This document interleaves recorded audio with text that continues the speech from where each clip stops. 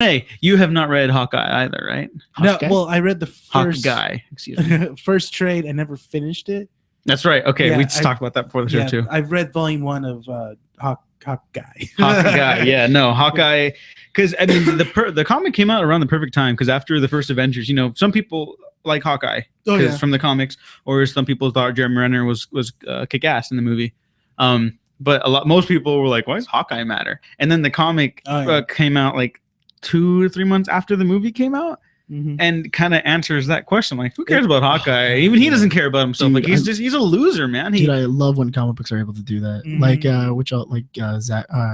Snyder's run on Aquaman recently. Oh, like that was for the New 52. That was an amazing run. Snyder, no, not Jeff Johns. Jeff Johns, my bad. Yeah, when he first wrote for. Yeah, that was a pretty good run. Yeah, that was good. That was a really good run, and he did an amazing job of like kind of making Aquaman cool. Yeah, he really made Aquaman. Because everybody always jokes about Aquaman, and that's Aquaman's got his stuff, and Hawkeye in his own way is really cool because he is the most human Avenger. You know, like Black Widow in the comics is more powerful than she is in the movies. I think she's got like some. I thought she had some super soldier serum in her. Well, the point is Hawkeye is legitimately only like human on the team who's just a really good marksman.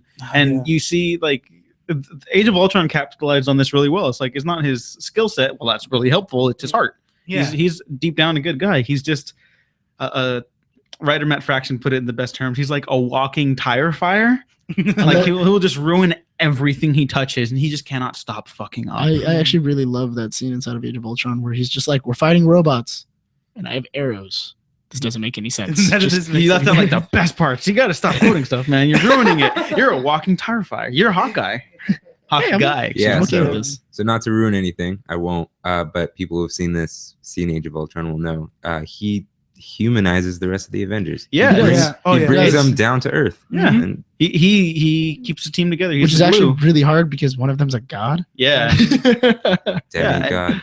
Demigod. I sort of it's a mix. You know what? I don't even know what demigod means. I don't think anybody does. They just say it because it's less than God. You know what? Why don't you tell Thor that? Tell Thor that he's a demigod. Let's see what happens. There's only one God, ma'am. And he doesn't dress like that. I like that. But the comic it brings a lot of that to attention, and like whenever he has trouble, like there's these recurring villains throughout the series that are these trashy European tracksuit wearing thugs, and they always say bro. They say bro a lot. Bro. Hey bro.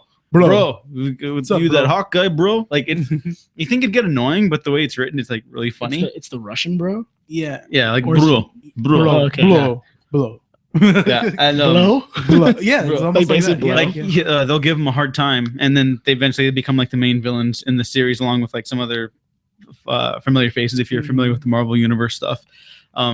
And he could take on a couple of them, and then he'll get like beat up by 30 of them, and then like his little thought bubbles will be like, "Oh man, I wish I didn't have to deal with this crap. I bet Thor doesn't have to deal with this crap. You know, he's got like a hammer. I wish I had a hammer. I smashed like his face with it. Like he just has like these normal thoughts, like God, if it'd be so much easier if I had like a suit of armor or something."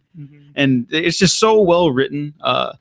Again, Matt Fraction wrote the series, but I kind of screwed up on this earlier when I was talking about it on Twitter. I got to give credit to the artist David Aja. I'm sorry if I'm not pronouncing that right. Annie Wu, who introduced a very fun subplot that sends the second Hawkeye, Kate Bishop, to LA for a mini series excursion type thing. Yeah. LA Woman is so much fun. It's basically like a Chinatown, but with a young Hawkeye. She's practically an Avenger. So cool. And then Chip Zdarsky, I believe, is involved a little bit because he's close friends with Matt Fraction, and they're working on Sex Criminals together, and Sex Criminals is amazing. Everyone read Sex Criminals. But no, Hawkeye is a wonderful little comic series that everyone should read. It's probably my favorite modern comic run, like right now. I don't see anything topping it relatively soon. Because working at the comic book store, I mean, that was the most. I think after 3 or 4 months that comic came out, everyone was hopping on it, right? Like, yeah, it was the most thing that everyone wanted on their pull list. It was at least one of the essentials. Was like Batman, Hawkeye, Spider-Man, and then if no one had that, then you're not a true comic book reader. Yeah, like Hawkeye. Yeah, Hawkeye was selling out. Just think of that. That's how good this series is. That's what this series did for Clint Barton and Kate Bishop. And I love Kate Bishop so much. Yeah, I love her Matt so much. Fraction writes her so well in here, and when him and Hawkeye, I mean, when her and Hawkeye interact with, it's just No, they're both amazing. Hawkeyes. Yeah, They're both Hawkeyes. yeah. But when they interact, it's so fun. Like It's funny. she'll just go over like after fighting someone, and then she'll drink his coffee. Like, hey, we're out of coffee. He'll be like, we? This is my house. What are you doing? They have such a great rapport. But again, the heart of the comic is why you should read it. It does a really good job of implementing real life semi tragedies and handicaps. Like Hawkeye was deaf in the comics, like I think in the 90s or something, Mhm. and they bring it back when he's fighting a dude. I don't think he's even named the clown. Yeah. I don't know. Well, he's if not the central villain, he's one of the main villains in the series. What happens? He gets hit really hard in the head and he goes deaf again. I won't spoil it, but it's not like that. Sort of. He loses like 80% of his hearing or something like that. Okay. Mhm. And so an entire comic is pretty much devoted to just what it'd be like if you were deaf. Mhm. If he was deaf. So you're seeing it from his perspective and people are talking, but the talk bubbles are empty. And it's all through, it's a comic written entirely through the drawn body language. And so when that came out, people were kind of weirded out. Like it got really good reviews. People were like, that was a little hard to read. And then the artist tweeted out like, oh, is that a little difficult? Then now you know what it's like to be deaf. Like I just thought that was such a great Yeah. way That was to awesome. start touching on that stuff. There were so many issues of that in that series where they devoted certain things like what is it? They devoted to the dog. Oh my God, that's the one that won them an Eisner Yeah. for yeah. that. That was a great. To, That's probably the best Hawkeye's one. dog. I think. Yeah, that comic sold out within an hour.